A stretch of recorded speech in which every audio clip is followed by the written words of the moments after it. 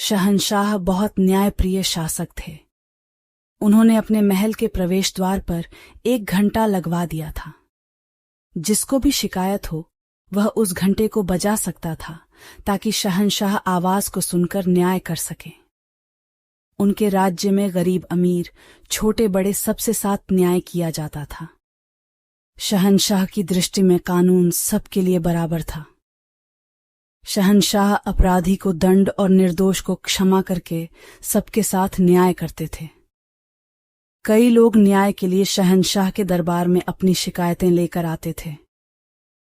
शहंशाह की पत्नी नूरजहां एक दिन धनुर्विद्या का अभ्यास कर रही थी। नूरजहां ने कुछ चुने हुए निशानों पर ही तीर चलाए। अभ्यास करते करते एक तीर नूरजहां ने हवा में चलाते हुए नदी की तरफ चला दिया, जो वहीं कहीं गिर पड़ा।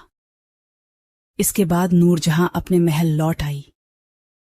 कुछ देर में महल के प्रवेश द्वार पर लगा हुआ घंटा जोर जोर से बजने लगा।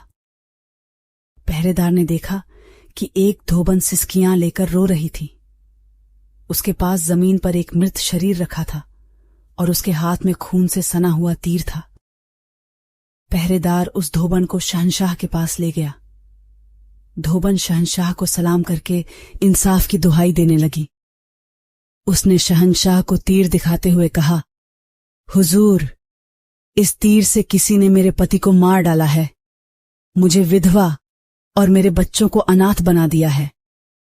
अब मेरी और मेरे बच्चों की परवरिश कौन करेगा? शहंशाह ने उस तीर को उठाकर देखा तो उस पर शाही मुहर लगी थी।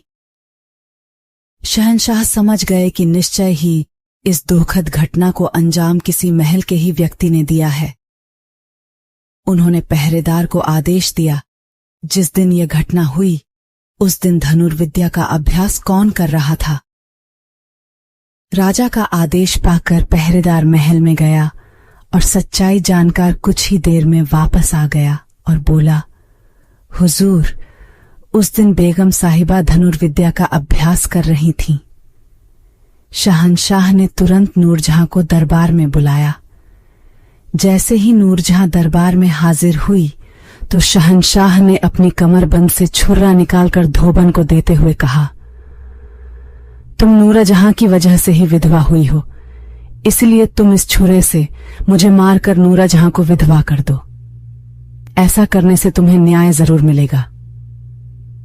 शहंशाह का न्याय सुनकर धोबन बहुत लज्जित हुई और बोली, हुजूर, आपकी हत्या करने से मेरा पति जीवित नहीं होगा, फिर मैं आपके जैसे न्यायप्रिय शहंशाह की हत्या करने का पाप कैसे कर सकती हूं। धोबन की बात सुनकर शहंशाह बहुत खुश हुए और राजकीय कोष से उसे आर्थिक सहायता प्रदान की। धोबन आर्थिक सहायता लेकर शहंशाह को धन्यवाद देती अपने घर चली गई। धोबन के जाने के बाद नूरजहां ने शहंशाह से कहा, आपने तो सचमुच बहुत खतरा मोल ले लिया था। यदि वह महिला आपके आदेश का पालन कर देती तो बहुत बड़ा अनर्थ हो जाता। शहंशाह ने कहा, यदि मैं मर जाता तो उस महिला को इंसाफ मिल जाता। एक बात अवश्य याद रखना, कानून सबके लिए बराबर है। शिक्षा इस कहानी से हमें यह शिक्षा मिलती है कि कानून की नजर में कोई छोटा बड़ा नहीं है।